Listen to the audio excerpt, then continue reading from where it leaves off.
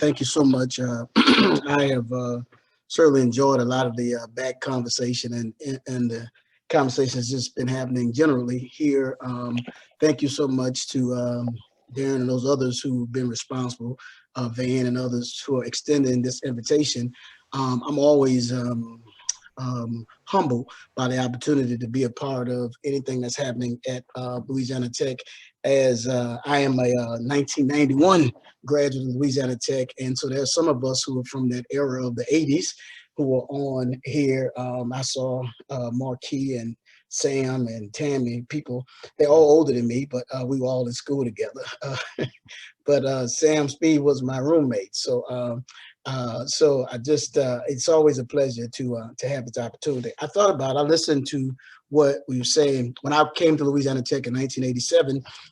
There were none of the things that you speak of today, offices of this, deans of that. There were absolutely none of those things. And so we were forced to create community. And in the creation of community, we created some great relationships, some family, some friends. And I always say that two of the best things I got from Louisiana Tech, the degree, it's kind of secondary, but 32 years ago now, I met my wife there, and for 27 years she's been my wife. And so I did get two good things from Louisiana Tech, and the degree being the second thing. But I do always appreciate this. I prepared to talk to students, and so for those of you who are alumni, this is really not tailored for you, so I hope you'll pardon me in this. I think when I reflect on how we navigate through this time, there have always been times of difficulty. The pandemic is just another kind, and students who arrive at Louisiana Tech as African Americans have always faced something a little different. And I thought to myself, what would I want someone to say to me in 1987 and through 1991, quite frankly, while I was a student at Tech? And I think the important thing for us to deal with, if you are a student, is to always know who I am. That's identity. Why am I here? Purpose. Um, what can I do? Potential. And then where am I going? Destiny. Those things are things that I think if we answer those questions, then our time at Louisiana Tech, your time will be worth something. I start with those things. That's what I wanted to talk about tonight. Who I am, my identity.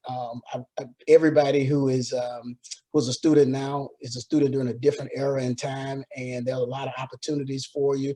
You are your own business nowadays. Everybody's into being entrepreneurs and their own business, but I want you to know that I came through at a time when I wish somebody could have told me your smile is your logo, your personality is your business card, and the way you make others feel after they experience time with you is your brand, because you get a chance to define yourself. You have to define yourself.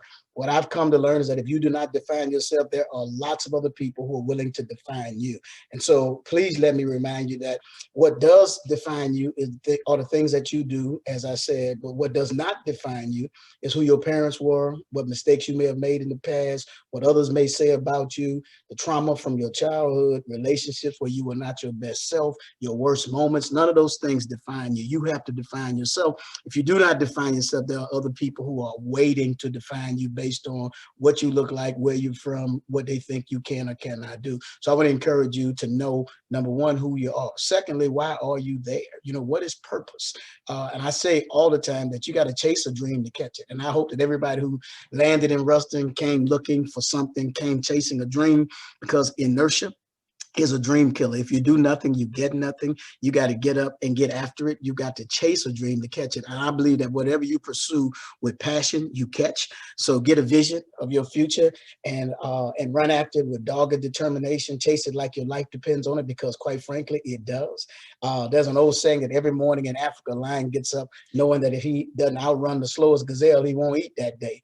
Every morning is also said that a gazelle gets up in Africa knowing that he has to outrun the fastest lion or he's going to be dinner tonight. The point is, whether you're a lion or a gazelle, when morning comes, you got to get up and you got to get running. You got to chase it if it's going to happen. So I always like to ask, what are you chasing? Are you chasing a job or a career? Are you chasing a bag or a brain or a business? Are you chasing fame or are you chasing freedom? What are you chasing? Popularity, a legacy? You got to know what it is you are there for. Your purpose guides you as you go through this matriculation process. And then the third question, what can I do? That's potential, right? It's a sin to be good if you were born to be great. So I want you to know that I always believe that that good is the enemy of great, that there's a lot of things. My grandmother never went to high school. She only went to the 8th grade, but she taught me that sitting still and wishing will never make you great. God will provide the fishing, but you got to dig the bait. There's something you will have to do if you're going to be successful, some role that you have to play, because when you don't know what to do, I've come to learn, do something. Even if you don't know what to do, you got to do something.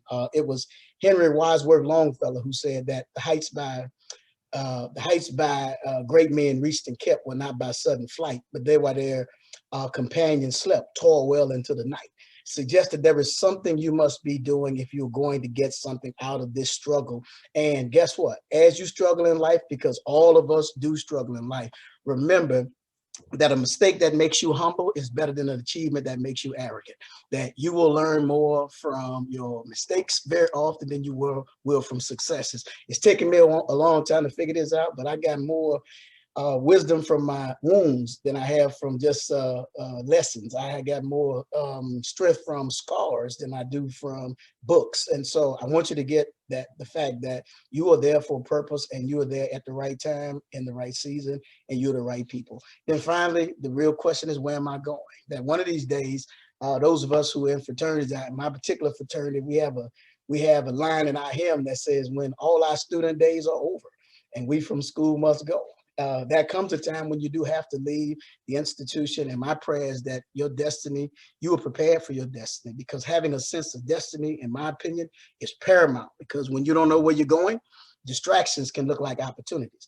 And there are many people who I've heard called seasoned and older alumni who are on this call tonight who could tell you that there's some left turns they wish they had not made. There's some places they wish they would not have gone to, because when you don't know where you're going, distractions can look like opportunities. So be careful about where you're preparing yourself to go. There comes a time when you got to recognize that what you're doing may not be working, and your life may demand a change. You got to know that a bend in the road is not the end of the road, except you forget to make the turn. You got to be prepared to challenge yourself sometimes to change. And I'm slowly learning that there comes a time when you got to choose between turning the page and closing the book. And there are some major moves you have to make. And so I want to encourage you to prepare yourself to make those major moves. I'm slowly learning that even if I react poorly, it won't change anything. It won't make people suddenly love and respect me. It won't magically change people's minds. Sometimes, ladies and gentlemen, brothers and sisters, it's better to just let things go, let people go. Don't fight for closure. Don't ask for explanations. Don't chase answers. Don't expect people to understand where you're coming from. I'm slowly learning that life is better lived when you do not center it on what's happening around you, but you center it on what's happening inside of you. Work for inner peace. Work on yourself. There's an old African proverb says that if there's no enemy within, the enemy without can do you no harm. So if you focus on what's going on inside of you, it will matter very little what's going on around you. And I want to say today, I'm living proof that God allows some fools more time to get it right.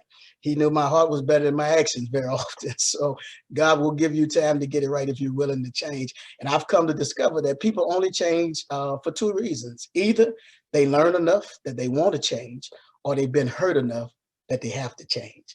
I pray that you do the former and not the latter. And I say this to you in closing: don't ever, ever, ever, ever give up. I know it's finals time. That means the struggle is real.